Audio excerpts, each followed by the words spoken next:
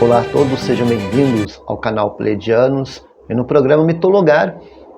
Programa este que nós falamos sobre mitologia à luz da história, psicologia, sociologia, filosofia, para explicar o comportamento humano da modernidade à luz dos mitos.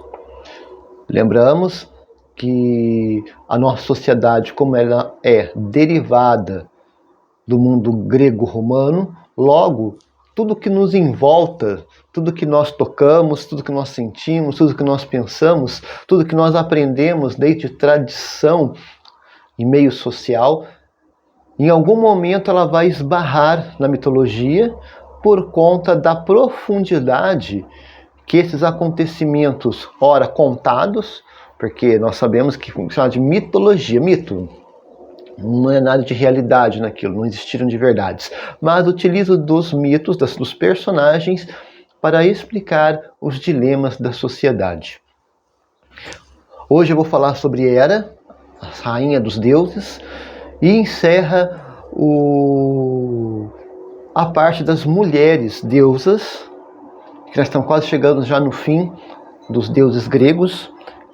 Nós vamos entrar agora nos maiores deuses, Hera, Poseidon, Hades e Zeus, e em breve estaremos começando a falar sobre a mitologia egípcia. Mas, portanto, Hera, a rainha e a senhora do Monte Olimpo.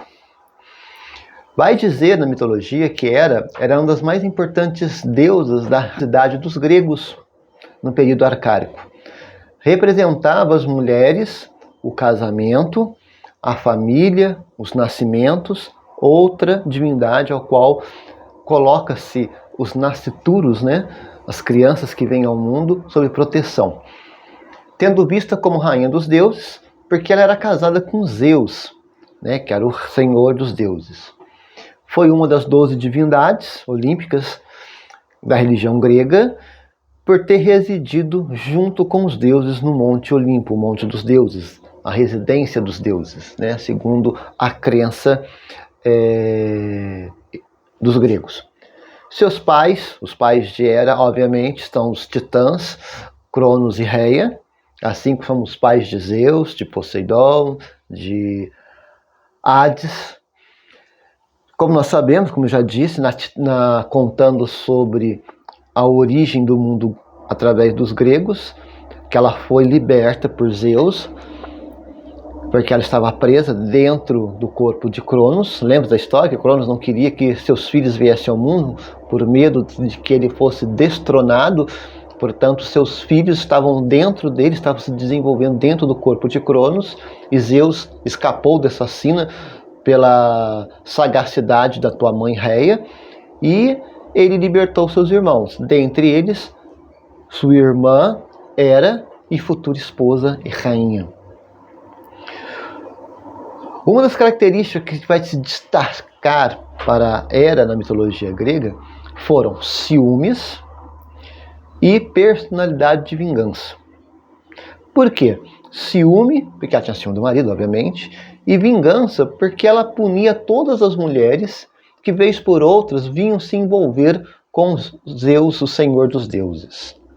Seus ciúmes eram justificados para ela, uma vez que Zeus teve diversos casos extraconjugais.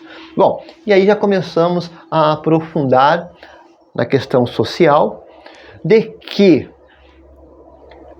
nós temos duas frentes, o homem e a mulher. O homem que tudo pode, como eu acho que eu já falei para vocês em vários programas, sobre a questão do patriarcalismo, da sociedade heteronormativa, focada no homem, e a mulher ela acaba sendo em segundo plano, ela passa a ter um protagonismo secundário, um papel secundário.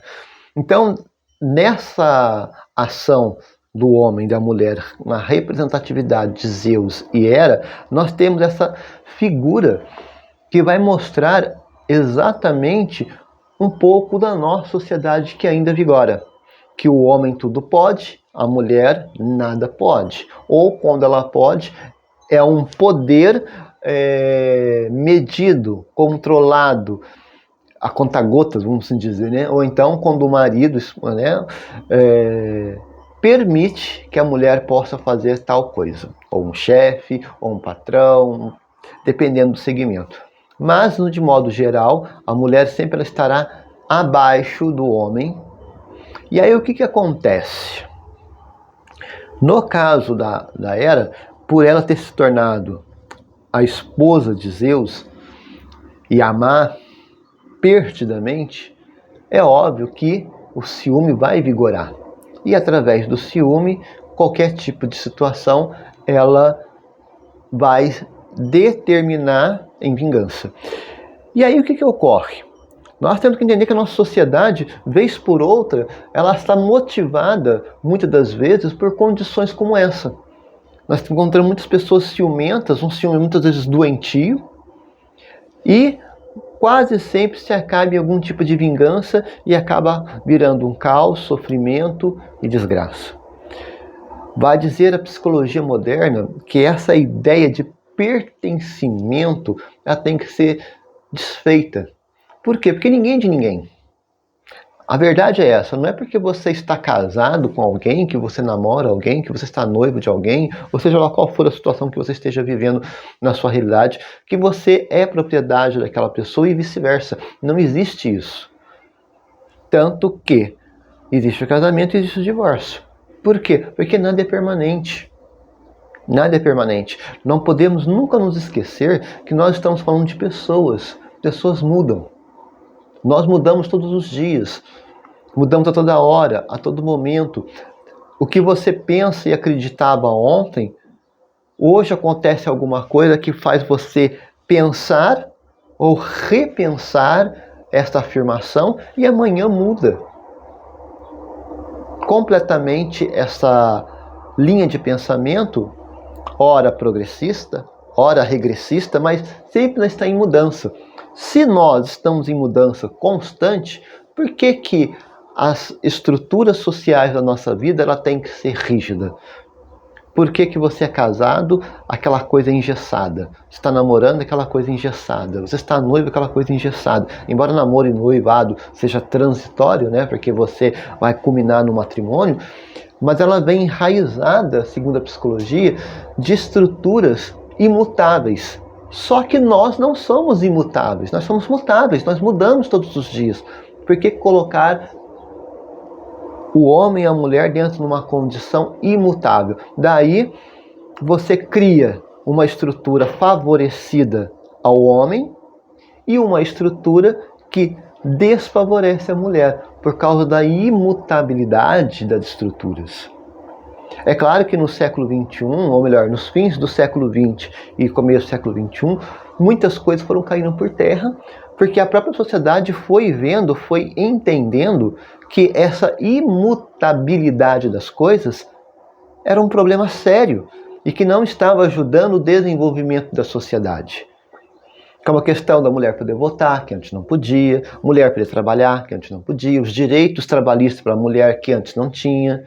Essa independência financeira torna a mulher independente do marido, que não é uma coisa ruim, porque quando você vive sob o jugo de outra pessoa, você é instantaneamente ou automaticamente subjugado à vontade daquela pessoa.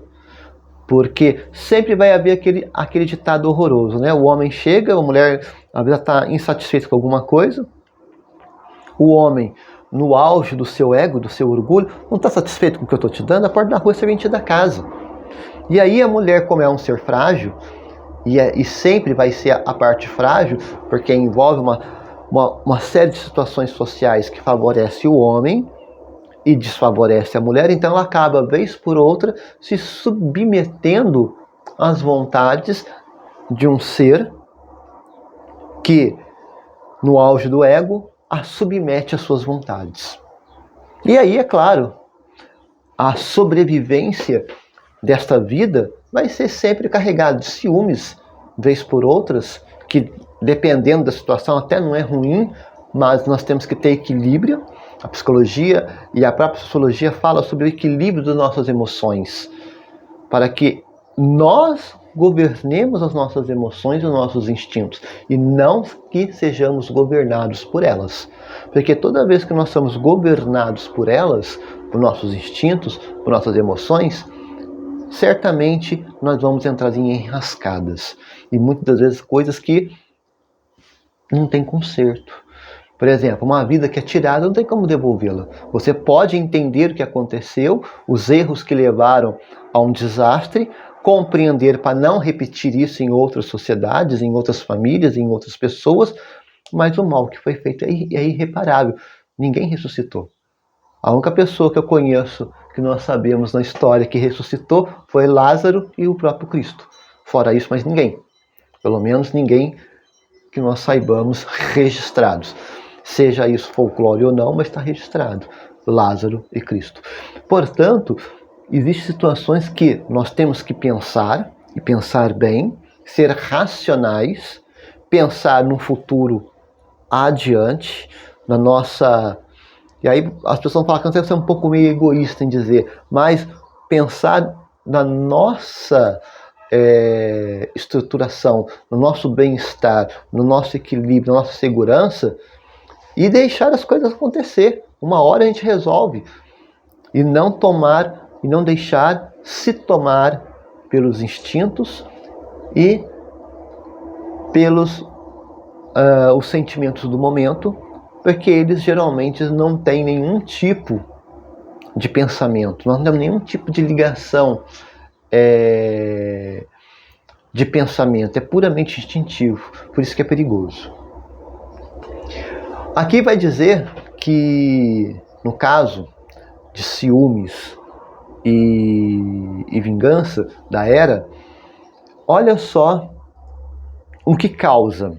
Essa alusão, essa historinha que eu vou contar para vocês, esse pedaço do mito, vai exemplificar um pouco sobre essa questão de vingança e ciúmes quando não é controlado. Um dos casos mais simbólicos de ciúmes, que envolve Hera, está na relação de Leto, que é a mãe de Apolo, e Ártemis. Leto acabou engravidando de Zeus, e Hera acabou ficando sabendo da situação e foi tomada pela fúria. Então ela passou a perseguir Leto e a proibiu de dar à luz ao seu filho. Isto acabou fazendo com que Leto sentisse dores de parto por dias ou meses, dependendo de como o mito é contado. Até que finalmente conseguiu dar à luz a Apolo e Ártemis. Hera, não muito satisfeita, mandou uma serpente gigante matar Leto, mas Apolo conseguiu matar o animal. E um outro personagem que também foi muito perseguido pela fúria de Hera foi Hércules, para os romanos, ou Heracles, para os gregos. Hércules, desde sua infância, precisou lidar com os ataques de Hera. Ele era filho de Zeus com Alcmena, uma mortal, e já com poucos meses de nascimento, 2 serpentes foram deixadas pela deusa em seu berço para matá-lo. No entanto, ele as matou. Outro exemplo da postura vingativa de Hera ocorreu na Guerra de Troia, conflito supostamente travado entre os gregos e romanos e narrado por Homero. Na guerra, Hera apoiou os gregos, pois guardava ressentimento de Paris, príncipe de Troia, por ele ter escolhido Afrodite no concurso da deusa mais bonita. Por quê? Não se esqueça que Afrodite ela é uma deusa, filha de Zeus, com uma outra mulher, que não é Hera. Então, até então, antes do surgimento da deusa Afrodite, a mulher mais bela do Olimpo era Hera. E aí acabou perdendo o posto da mulher mais bela para Afrodite. Olha o rancor. Do casamento de Hera com Zeus, nasceram Hefesto, Ares, Eris, Hebe, e Lítia e Ângelos. No entanto, ela também teve outros filhos, cujo pai não era Zeus.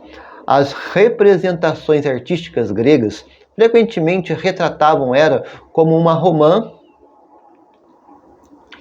símbolo da fertilidade para o povo grego, e outros símbolos também são o pavão e o cuco.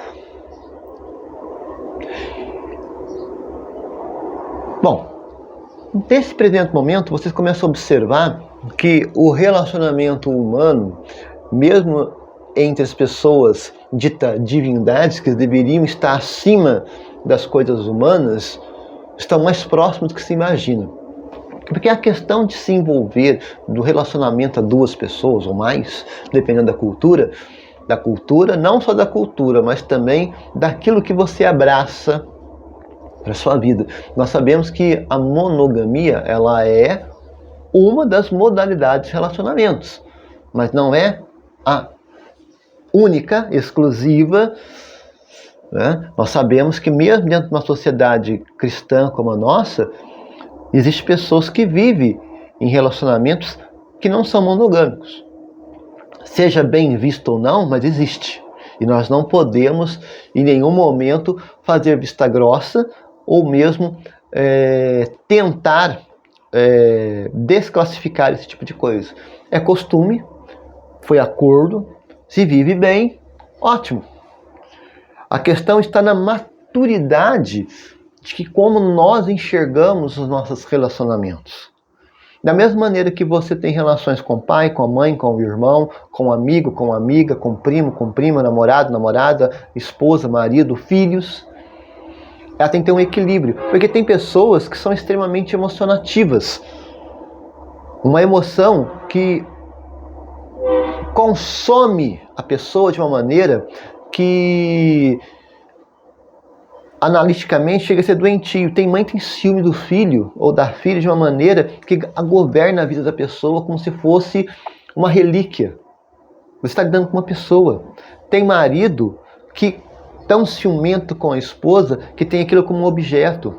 Os pais são extremamente protetores, que sufoca a pessoa ao ponto dela querer qualquer coisa para se livrar dos grilhões da opressão, porque se sente oprimida. A pessoa que está sob pressão de alguém, que alguém quer controlar absolutamente, são grilhões. É a famosa jaula dourada. Vira e mexe em várias situações, em várias histórias lendas, existe a história da gaiola dourada. O que é gaiola dourada? É bonito de se ver, está num lugar belo, está num lugar aconchegante, mas pobre de quem habita dentro daquela gaiola. Porque a beleza está externa. A realidade é outra. A realidade é prisão, é grilhões, são correntes. Você vive numa liberdade condicional sobre a vontade de uma pessoa, ou de várias, dependendo da situação. Por isso, gaiola dourada. Quando nós falamos de filhos, nós temos que entender que você pai, você mãe, você os educa, você os ama, mas os prepara para viver a vida. Mesmo porque nós sabemos que a nossa vida tem uma finitude. Você pai, você mãe, não vai viver para sempre, para ficar protegendo teu filho e tua filha do sol, da chuva, do vento, do frio, da alegria, da tristeza, da dor, do sofrimento, do ódio, do preconceito. Então aí você tem que amar, cuidar, mas acima de tudo ensinar a pessoa a viver, para que ela possa caminhar com as suas próprias pernas. Por isso, ciúme e vingança sempre é um prato frio, um prato sem sabor e um prato decepcionante. Porque os resultados que vai se alcançar através desses instrumentos não são satisfatórios, não são bons. Hera tinha um papel relevante na religiosidade grega, porque como patrona da cidade de Argos, que tinha seus templos, santuários importantes, cultos, em várias homenagens em várias cidades gregas, como Olímpia, nós vamos entender que essa homenagem, essas estátuas, esses monumentos, eles vão reverberar sobre a postura que se quer demonstrar dentro de uma sociedade. Como em Olímpia, a estátua de Zeus está lá e de Hera também está, só que o templo de Zeus se destaca. O que se quer se colocar com isso? Que o homem, na figura do Zeus, do Deus onipotente, o homem é superior. E a mulher, cabe a ela o seu papel dentro de uma sociedade segundo os detrimentos que um homem quer. Por isso que o sentimento de vingança, muitas das vezes, ele está presente, de maneira direta ou indireta, por conta dessa desigualdade de sociedade, de se olhar, de se ver, de tocar. Eu estava fazendo uma pesquisa esse tempo atrás sobre a questão do homem e a mulher. Do Império Romano até o final da década de 70, a visão que se tinha do homem para a mulher era tão diferente, é tão discrepante, é tão assim agoniante de você estudar, que você começa a compreender que os mitos que vieram antes e depois do Império Romano e que vem caminhando na sociedade aos dias de hoje, ela sempre vai favorecer o ser masculino, porque a mulher ela sempre foi destratada, a mulher é desequilibrada. A mulher é uma pessoa acéfala, a mulher é uma pessoa que é atormentada, a mulher é uma pessoa que não tem controle sobre si própria, então ela tem que ser controlada. E aí o que acontece? Nessa estruturação de vingança que se acaba se enquadrando, tudo isso que eu acabei de falar, que a pessoa que é vingativa, ela é desqualificada, ela é desequilibrada, ela não é uma pessoa confiável. Não é porque a pessoa vive isso constantemente, mas os instintos que a dominam a torna desse jeito. E numa sociedade masculinizada, mulheres que se vivem nessas condições, elas acabam sendo mais pária ainda, porque você acaba juntando tudo num pacote só. Ah, é mulher? Mulher vai ter todos esses tipos de arquétipos. E aí o que acontece? O homem já é ensinado no berço, e muitas das vezes pela própria mulher, que é a mãe, ou às vezes o pai, a como lidar com mulheres de determinados tipos de segmento. Eu conto realmente a história, quando se fala de mulher como deusa, como divindade, como aquela que governa a sociedade, que muitas das vezes a mãe sai com o filho e vê uma menininha com roupa marcante, provocante, e fala para o filho, aquela mulher, é isso, é aquilo, não presta, não sei o que, aquelas coisas pejorativas. Para você que é adulto, é uma coisa, mas para uma criança ou um adolescente, o significado é outro. A criança vai observar aquilo, vai ouvir, vai guardar dentro da sua cabeça, ela vai procurar entender o que a mãe quis dizer com aquilo, e aquilo são coisas negativas, pejorativistas. Ele vai crescer com aquilo porque a mãe falou, já que o filho convive muito mais tempo com a mãe do que com o pai. E os poucos momentos que ele tiver com o pai, ele vai enxergar no comportamento do pai, no universo masculino, que aquilo que a mãe falou é vivido na prática, a desqualificação da mulher, e ele acha isso normal. E aí ele vai crescer achando que ele pode fazer o que ele quiser. Por quê? Porque a mãe apontou como coisa errada, que aquele tipo de mulher, aquele tipo de vida não presta. Ele vai para o universo masculino do pai. As pessoas tratam a mulher conforme a situação daquilo que a mãe descreveu, na prática. Então é normal. É normal. Logo, nós temos que entender que essa compostura de que a mulher é vista de forma pejorativa, ela é alimentada pela nossa própria cultura. No caso da deusa Hera, muito claro isso, essa questão de perseguição das mulheres. A culpa não é da mulher. Peraí, quem que é casado? Se o Zeus não está satisfeita com Hera como esposa, não é graça dela. Ou então, peraí, vamos casar? Vamos casar. Qual o tipo de casamento? Qual o tipo de relacionamento você vai querer? Nós sabemos que não existe só monogamia, existem vários tipos. Existem vários tipos de relacionamentos. Eu vou propor para você o que eu acho que é melhor para mim. Se é melhor para mim e for bom para você, beleza, vivemos bem. Se não, cada um vai para o seu canto. Mas não. A ideia da monogamia passa a governar desde os mitos, vem para a sociedade moderna, mas essa mesma monogamia não ensina a manter essa monogamia. O que é manter? Cultivá-la. Nós cultivamos a vida a dois hoje à luz da religião cristã católica, ou evangélica, protestante. Mas se você pegar na prática do dia a dia, ela não ensina. Por que ela não ensina? Porque ela está mais na ideia da religiosidade, da moralidade, do que na pele da pessoa, do que no tocar, no sentir, no cheirar. E aí passa a ser diferente. E o que eu falei para vocês, a teoria é uma coisa, a prática é outra. Quem é casado sabe que a teoria de casamento é uma coisa, viver casamento é outra completamente diferente. Ser amigo de alguém é uma coisa, teoria. Viver como amigo de alguém é outra completamente diferente da teoria. Você ser pai e ser mãe, na teoria, é uma coisa. Na prática, é outra completamente diferente. Então, o que acontece? Qual é a dificuldade, qual é a deficiência que nós temos dentro dessa construção de uma era, né, da deusa era e de uma era de sociedade onde monogamia, em todos os sentidos, ela só está na teoria. Ela não tem instrumentalizações da prática do dia a dia. Por isso que a vida ela vai ser sempre repleta de reveses, de desencontros.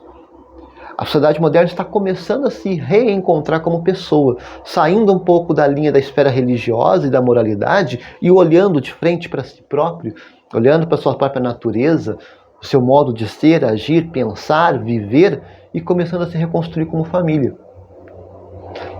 E como sociedade, principalmente. Por que eu estou falando isso? Se vocês tentarem observar, mãe solteira na década de 30, 40, 50, 60 era mal vista.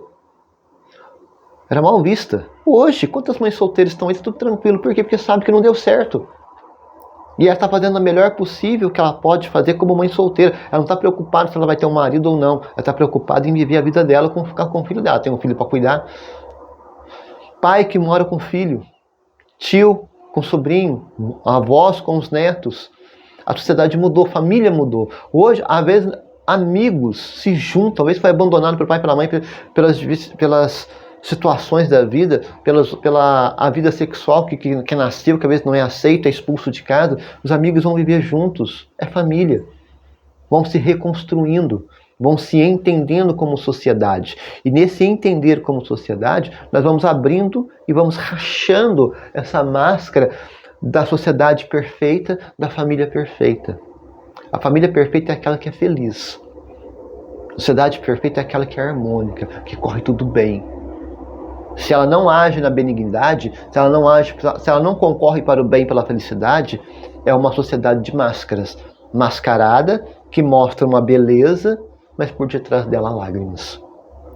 Então mostra muito essa questão, essa duplicidade, primeiro, de que o homem é melhor que a mulher, então ele pode fazer qualquer coisa em detrimento a ela. Segundo, esse engessamento da sociedade, da moralidade, da religiosidade, que não dá instrumentos práticos para vivê-la. Eu costumo dizer, e eu ouço, às vezes um casal está em problema, vai rezar, vai orar. A oração, ela tem os seus méritos, Mas se você não tiver instrumentações práticas para resolver o teu relacionamento entre homem e mulher, a oração por oração, uma hora vai acabar em divórcio mesmo. Porque o que acontece? Nós estamos levando o relacionamento aqui, na área espectral. Né? Os psicólogos vão dizer que é na área psicológica. Mas você não vive relacionamento, seja qual ele for, na área espectral. Você vive relacionamento na pele. Você toca, você beija, você abraça, você dorme, acorda junto, você come junto, você bebe junto, você fala junto. Então é uma coisa prática. Então ela tem que ter instrumentalizações práticas para ajudar a viver uma sociedade. E nossa sociedade está carente disso. Por quê? Porque nós estamos num mundo multifacetado, onde cada um está tentando se virar da melhor forma para viver bem. Por isso essa miríade de estruturas sociais. Tem o heteronormativo, tem o homoafetivo, masculino, feminino, tem trisal, tem poliamor, tem... por aí vai. E tem aqueles que se juntam nas amizades coloridas, né? Os amigos que se juntam e vão viver juntos, porque juntos são mais, e ali compartilham de tudo, porque está dentro da sua zona de conforto, de segurança. Né? A amizade colorida não é somente uma questão de viver sexualidade apenas. Ela traz a segurança, porque somos iguais. Pensamentos iguais, vidas iguais, comportamentos iguais, pensamentos iguais que se juntam e ali se protegem de uma sociedade que aponta dedos. Nós ainda apontamos dedos. Nós não conseguimos criar instrumentalizações, mas apontamos dedos. Por quê? Porque nós somos vingativos. Esse é bem da verdade.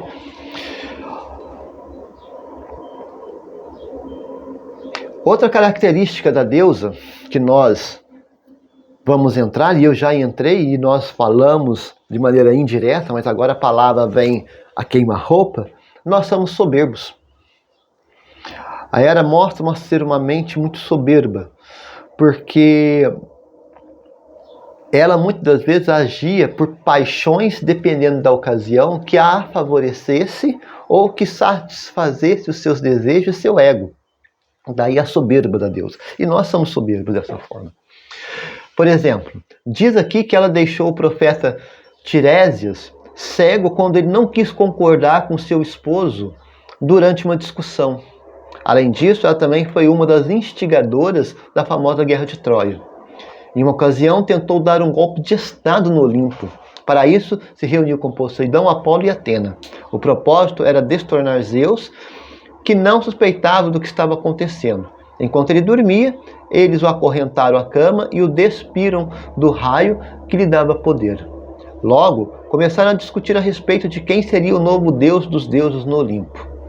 Enquanto sustentavam essa acalorada discussão, sem que notassem, Briareu, um gigante de 100 cabeças, de 100 braços, entrou em cena e libertou Zeus, que retomou o controle do Olimpo e castigou severamente os conspiradores. Óbvio que pediram perdão, juraram lealdade para sempre. Apesar de suas contínuas infidelidades, o casamento nunca terminou. Então você vai entender que, muitas das vezes, nós também somos tomados pelo um ego que faz com que nós entremos numa zona de conforto, e essa zona de conforto nos torna soberbos ao ponto de fazer maldades, né? Vinganças, motivos de vinganças, de ciúmes, puramente para satisfazer a nossa vontade. Não tem nada de racional, quer dizer, racional nunca tem mesmo, né? Mas nós damos razão a coisas que não deveriam acontecer. Sabe aquela pirraça? Já viu o marido pirracento? Você já viu a esposa pirracenta? Já viu o filho pirracento? Isso é soberba. A psicologia vai dizer que a pirraça é soberba. Se você não souber controlar isso, ela te governa. E aí eu pergunto, quais são as suas pirraças que vez por outra acontecem na sua vida? Você está casado? Está casada? Você está solteiro? Está namorando? Você vive em comum acordo numa casa, com várias pessoas. Como que é esta relação? Como que você governa e como que você é governado por esta relação? Lembre-se que uma coisa é você sozinho. Você é o senhor absoluto da sua vida. É como diz o ditado, né? Galo só é galo no seu terreiro. No terreiro dos outros ele é galinha. O que isso quer dizer? Que você é senhor absoluto da sua vida dentro do seu espaço. Dentro do seu espaço. Você mora sozinho, você é o senhor absoluto. Agora, se você mora com uma pessoa ou mais, você já não é mais senhor absoluto. Você é senhor absoluto da porta do seu quarto para dentro. Saiu da porta do quarto para fora, são outras pessoas. E aí todos ali têm a mesma igualdade de decisão, a mesma igualdade de pensamento, a mesma igualdade de obrigações. Logo, como que você vive com isso? Como que você governa isso? A nossa soberba nos faz, muitas das vezes, nos colocar acima. Seja porque às vezes eu tenho um salário melhor, ou às vezes eu sou aquele que provém o sustento da casa, ou eu tenho um intelecto melhor, eu tenho gamas de diplomas melhores, me faz, vez por outra, me achar superior. Então a soberba me faz me enaltecer e me faz me destacar sobre as pessoas que estão ao meu redor. Como que eu vivo isso? Não se esqueça que essas coisas geram revoltas, geram vingança. E a vingança vem de onde menos se espera. Por quê? Porque a pessoa que vive nessa onda, ele não espera que a vingança venha. Ele espera submissão, sempre. Ou que batam palmas, que seja ovacionado ou ovacionada. Logo, você vai observar que é um desserviço que você faz para você mesmo para quem está com você e para a própria sociedade. Porque você mostra para as pessoas que estão de fora que o seu comportamento vil, muitas das vezes, é legal. Quando na verdade não é. E aí, gente, nós observamos algumas outras características sobre Hera enquanto rainha dos deuses, como mãe dos deuses, é essa questão de ser amor, de ser carinho, de ser cuidado, mas ao mesmo tempo a sua submissão. Porque, olha bem, já falamos, né, e vai chegar o nosso último programa sobre mitologia grega, vai falar sobre Zeus, vai falar sobre o arquétipo de Zeus, mas eu já vou adiantando aqui no caso da Hera, se ela sabe que os dois não são compatíveis, porque o que ele quer é o que ela não quer, por que vamos acabar a palhaçada, vamos cada um pro seu lado? Eu sou Deus, você é uma deusa, você faz o que você quer, eu faço o que eu quero e acabou. Como pessoas normais no dia a dia, como ditado, quando um não quer, dois não briga, não quero saber, beleza, cai fora. Aí você vai para a esquerda, vai para a direita, tchau, beijinho, beijinho, seja feliz, adiós, arrivederci. Mas não, tem muitas mulheres ou muitos homens que se agarram àquela pessoa, a um amor desmedido ou cego, e não conseguem enxergar que preciso dar 2, 3 passos para trás, olhar todo o contexto, toda a situação que eu estou vivendo, dar 2 passos para frente, já determinando o que você vai fazer com aquilo. Qual vai ser os passos que você vai dar referente àquilo. Não dá para mudar? Não consigo mudar? Não vai ser uma coisa boa? Ótimo, muito bem. Aquele negócio, bota a mão na cabeça e aí? Não. Você se arruma, melhor roupa, melhor perfume. Olha, a situação vai ser essa. Vai ser assim, assim, assado. Quer bem, não quer. Então, você segue a sua vida e eu sigo a minha. Não podemos nos permitir nos anularmos diante de alguns sentimentos. E a psicologia vai falar sobre justamente esse coração piedoso que trai. O que é um coração piedoso que trai? Esse coração piedoso é aquele que ama, que cuida, que se aventura, que quer cuidar, que quer abraçar, abarcar as coisas, mas não vê que esse mesmo sentimento te trai. Porque você passa a aceitar coisas que não deveria, ou nem poderia. Quando começou a aparecer, a despontar, você deveria chegar e cortar, tesourar, modificar, não deixar aquilo florescer. Então o que acontece? Nós observamos que a nossa sociedade moderna ensina ainda a submissão da mulher por ela ser mulher e pelo sentimento de mulher diante do matrimônio, da maternidade, diante da filiação, pai e mãe, né, com relação aos seus filhos, e o contrário também. Mas não ensina que isso tem um limite. Qual é o limite? O limite é aquele limite que não me faça mal na minha vida, não me prejudique e não prejudique quem está ao meu lado, quem convive comigo. Por exemplo, relacionamentos abusivos. Quantos tipos de relacionamentos abusivos estão aí e que a mulher se submete, e se ela tiver filhos, os filhos são submetidos também igualmente a este relacionamento abusivo? Porque ama, um coração piedoso, porque acredita que a pessoa vai enxergar beleza e vai mudar? Ora, tudo bem, eu acredito também que as pessoas podem mudar, ou pelo menos, à medida que vai amadurecendo, vai entendendo os valores de cada um na sua vida. Porque aquela ideia de casamento lindo, bonitinho, florido, casados eternos, isso já caiu por terra. Nós já sabemos, as pessoas, eu não preciso nem falar, né? Basta tanto olharmos a nossa sociedade, essa miríade de famílias, isso demonstra que o casamento bonitinho, que o pai casou com a mãe, passou 50 anos casado, 60 anos casado, isso não existe. Já foi. Isso é um fato. E, sinceramente, eu até acho bom. que isso tenha acontecido, porque muitos casamentos, não vou dizer todos, mas a grande maioria era uma fachada. Era uma fachada. Mostrava-se um belo casamento por fora, mas só Deus sabe o que vivia das portas da casa para dentro.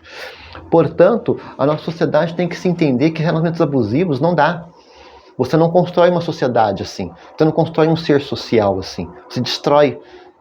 Uma pessoa destruída por relacionamentos abusivos, como que ele vai ser um bom ser social?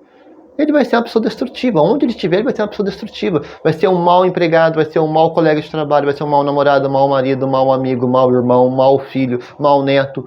Por quê? Porque ele viveu dentro de uma estrutura que destroçou ele como pessoa. Em nome de um sentimento que o pai ou a mãe às vezes não conseguiu lidar, não conseguiu enxergar direito e sofreu as transgressões disso. Nós temos que por isso que falar o outro nome de eras, né? Tempo, que passa. Também faz alusão. Vamos para frente, vamos seguir, vamos andar, vamos evoluir, vamos crescer. Não podemos ficar na mesmice. E a verdade, nossa sociedade começou a mudar agora, muito pouco tempo. E não mudou pelo bem maior, mudou na base da pressão. Foi obrigada a mudar na base da pressão, porque o modelo tradicional de sociedade e família, ele faliu. Ele faliu. Então o que acontece? Eu tenho que buscar um outro modelo. E aí está aí, o mundo buscando modelos. Tem hora que acerta, tem hora que empata, tem hora que perde, mas está indo, não está voltando ao modelo tradicional, porque o modelo tradicional não dá instrumentalização para poder vivê-lo. Muito bem. Com uma pessoa de coração piedoso, né, generosidade, sensibilidade, zelo pelas coisas, pelas criaturas, pelas coisas feitas em sociedade, pela família, torna a pessoa presa a algumas condições. Aqui no caso, a Hera acabou ficando presa a Zeus, por ser a deusa dos deuses, a rainha dos deuses, mas também a co-criadora junto com Zeus das coisas do mundo. Que ela achou lindo, bonito, maravilhoso. Obviamente, criação é criação. É igual, você juntou com um homem, teve um filho. Você não ama teu filho? Mas você tem que olhar para o homem que ajudou você a gerar teu filho, se ele é um bom pai, um bom marido. Se não for, você está trazendo transgressão para a sua vida e para a vida do filho que você ama, para a filha que você ama. Porque através da transgressão do marido, você está destruindo a sua vida e a vida dos seus filhos. Então nós temos que ter não somente um coração bom, mas olhos para enxergar o quanto esse coração bom pode ser uma armadilha. Pode ser uma armadilha. E é aí que está, assim como era, as armadilhas às quais as mulheres caem são as que apelam à sua sensibilidade maternal, muitas das vezes. Caso conta disso, ela pode abafar seus desejos e necessidades. É como se houvesse uma vergonha interna que a impede de dizer não e de simplesmente cuidar da sua vida em prol de seu próprio crescimento. Essa situação não atinge só mulheres, mas suas raízes estão num modelo feminino de relacionamento. Manter relações que nos prejudicam, porque se tem dó da outra pessoa, é o resultado de uma confusão psicológica interna. Nasce da crença equivocada de que se deve ao outro alguma coisa e que abandonar a criatura ao seu destino nos tornaria más pessoas. Não se percebe que a outra pessoa não demonstra a mesma preocupação para conosco e muitas vezes continua cega e surda àquilo que é preciso mudar, mesmo assistindo à nossa infelicidade. É preciso esclarecer também que não é necessário ter que brigar, discutir, criar caos com ninguém para decidir mudar de rumo. Deve-se, inclusive, continuar gostando de uma pessoa e perceber que a relação não nos faz bem e que, pelo contrário, cortar as nossas asas e trava nosso movimento, se após tentativas e investimentos as coisas não mudarem, é hora de tomar uma atitude. Cuidado com a autossabotagem. Encontros e despedidas fazem parte da vida. O que recebemos, também com certeza já demos. Há caminhos que duram menos do que o esperado e nem por isso são errados. E se não são errados, nem por isso devem ser eternos. Então o que acontece? Quando nós falamos dessa questão, dessa estruturação de sociedade, nós temos que entender que, como eu falei, as coisas não são engessadas. Nós estamos falando de pessoas. Falando de sociedade, estamos falando de pessoas. Estamos falando de mim, de você, do teu pai, da tua mãe, do teu avô, da tua avó, do teu tio, da tua tia, do teu filho, da tua filha, do seu sobrinho, do teu neto, bisneto, do teu amigo da direita, da esquerda, do teu vizinho da parte de cima, da parte de baixo, da esquerda, da direita, dos fundos, dos seus colegas de trabalho. Nós estamos falando de pessoas. Pessoas são mutáveis. Então a sociedade também ela é mutável. Então eu não posso cobrar e nem ser cobrado imutabilidade de uma coisa. Eu posso ser cobrado, sim, no sentido de que dentro da vida que eu estou vivendo no presente momento, eu faça dela o melhor possível. Para mim, em primeiro lugar, e depois para aqueles que convivem comigo. Eu não posso viver minha vida submetido a uma ideologia que favorece outras pessoas e não a mim. Porque se aquela pessoa resolver meter o pé, o que vai ser de você? O que você vai fazer da sua vida? E mesmo assim, num sentido amplo, lembre-se que eu falei, você que é pai, você que é mãe, você não é eterno. Uma hora você vai deixar de existir na vida do teu filho e da tua filha. Seja pelos meios naturais, ou seja por desastre, por doença, qualquer outra coisa. Mas você não vai ser eterno. Logo, essa imutabilidade, ela termina na sua ausência. Ela termina na sua ausência. Logo, não existe imutabilidade. As coisas são mudáveis. E nós temos que estar sempre atento a isso.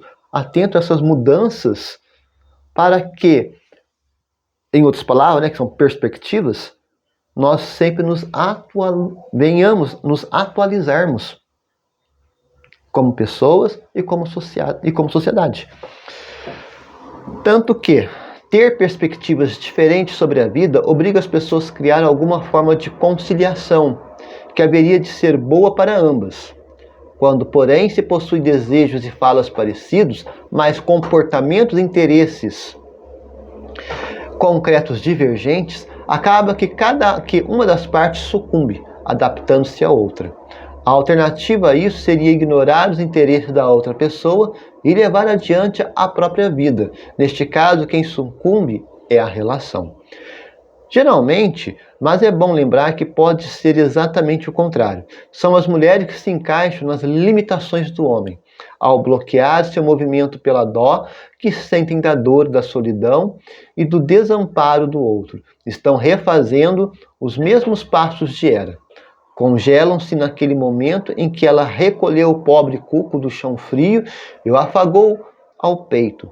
Congela também que ele, na forma de um pobre bichinho indefeso e só.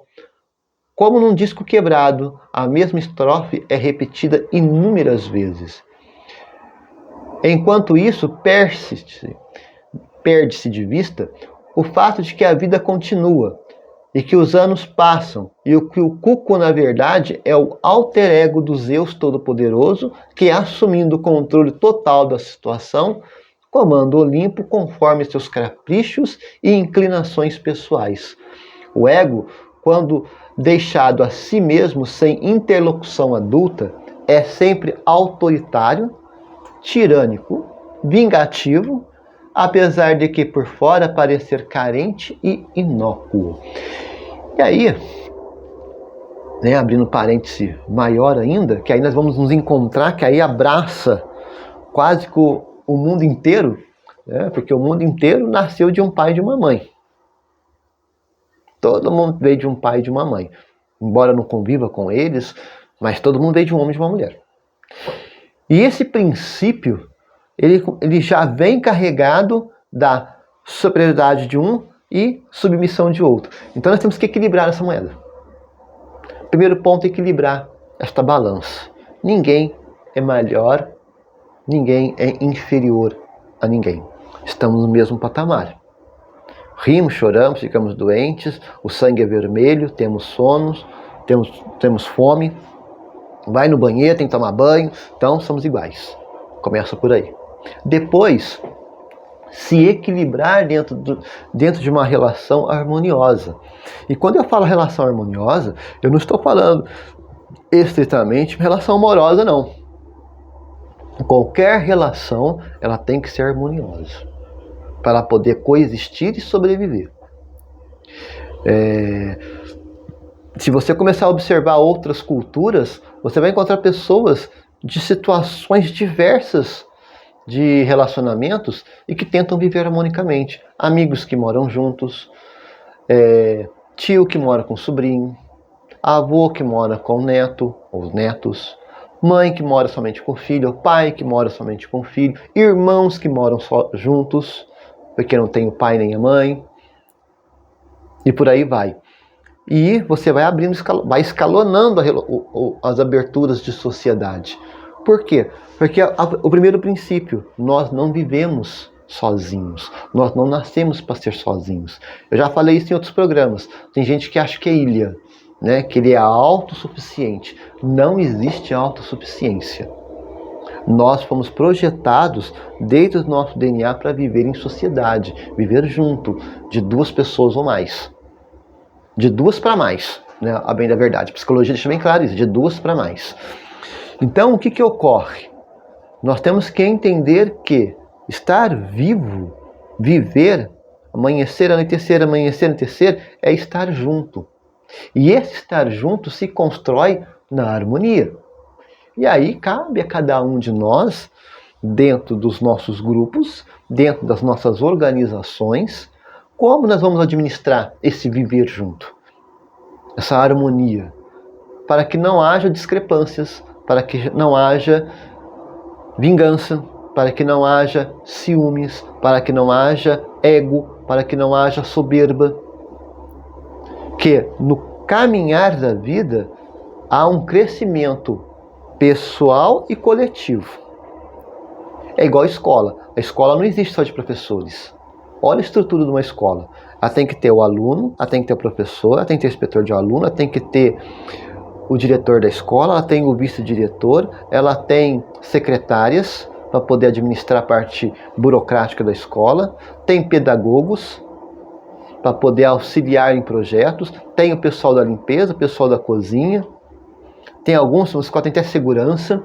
Então ela não sobrevive sozinha. Uma escola não é feita só de alunos. A escola não é só feita de professores.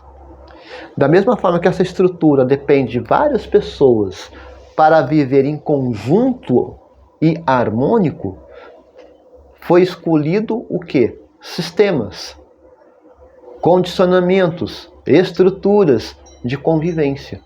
É a mesma coisa. Na sua casa vive você e teu marido, você e tua esposa, você e amigos, você, não importa quem seja ou como seja, encontre estruturas práticas, tocáveis, sensíveis para poder viver bem. Para poder viver bem. Uma boa vida não é uma vida longa. Uma boa vida é uma vida que houve no seu caminhar, no seu trilhar dos anos, felicidade, contento, alegrias, satisfações. E independente do tipo de pessoa que estiver do teu lado. Pode ser a mesma pessoa, como pode ser várias outras. O importante é que no percorrer da sua vida, e quando você estiver lá, seus 80, 90 anos, você fala, eu vivi bem. Eu fiz coisas boas enquanto sociedade. Eu fui muito feliz na minha vida. Então, o mito de Élia é justamente esse, gente. Não nos curvarmos, não nos tornarmos submissos, não diminuirmos em nome de alguma outra autoridade ou de algum outro poder, e que esse poder faça com que nós, pessoas, nos diminuamos e sejamos, na medida do possível, explorados vergonhosamente, descaradamente por essas forças. E que nós também não sejamos essas forças. para outras pessoas. Que essas outras pessoas sejam tratadas da mesma maneira que nós gostaríamos de ser tratados, em pé de igualdade. No mesmo pensamento, no mesmo linguajar, no mesmo sentimento, no mesmo respeito, no mesmo dever, no mesmo direito. Esta é uma sociedade harmônica, com todas as suas 1000 faces. Nossa sociedade tem 1000 faces. Bem, meus queridos, espero que vocês tenham gostado, assim como eu, sobre o programa que nós fizemos hoje, falando sobre a deusa Hera, mãe e rainha dos deuses. Até o nosso próximo programa, aqui no canal Pleiadianos, no programa Mitologar.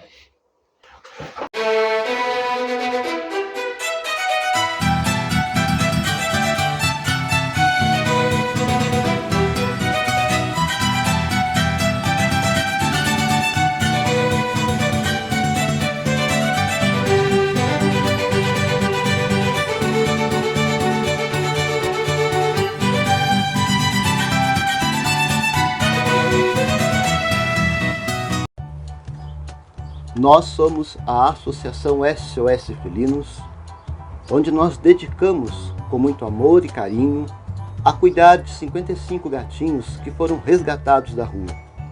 E através de sua inestimável ajuda, estamos conseguindo dar a esses bichinhos muito amados um lar, alimento, remédios, veterinário, além de muita atenção, cuidado e imenso amor.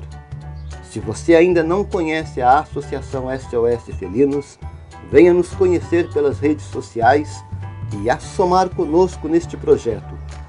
A Associação SOS Felinos, juntos para um mundo melhor para todos.